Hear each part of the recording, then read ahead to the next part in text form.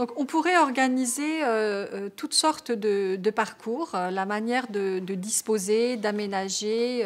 de structurer le matériel sur un parcours. Mais il est important de se demander à chaque fois quels sont les objectifs à viser, qu'est-ce qu'on privilégie comme organisation et pourquoi.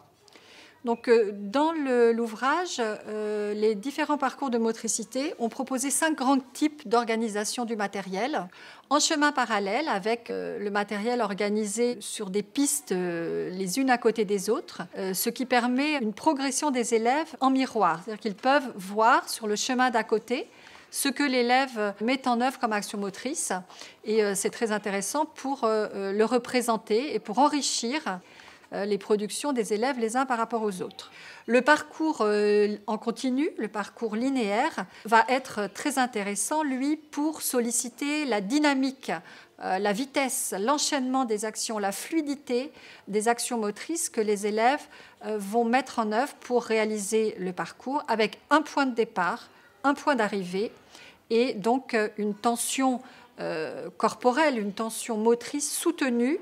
entre donc, ces 2 points de déroulement du parcours. On a également des parcours qui sont organisés au contraire en modules. Par exemple, sur les parcours en atelier, qu'on appelle aussi les parcours en modules différenciés, prenons l'exemple de l'action motrice sauter. Les élèves, sur 5 ateliers qui mettent en œuvre la même action motrice, vont pouvoir sauter de différentes manières,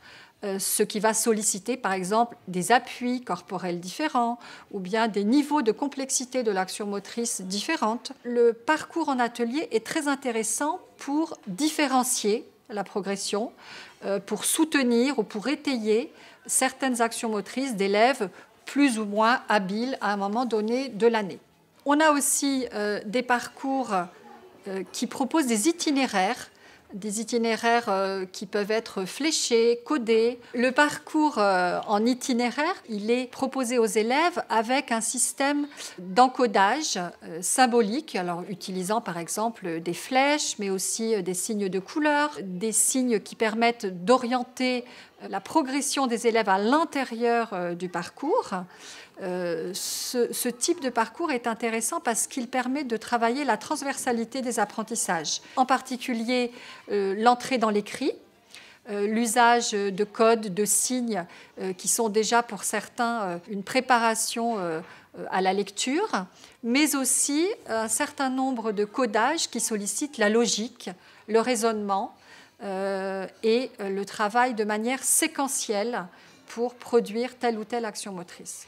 Et enfin, on a des parcours très riches, très polyvalents, qu'on appelle des parcours protéiformes.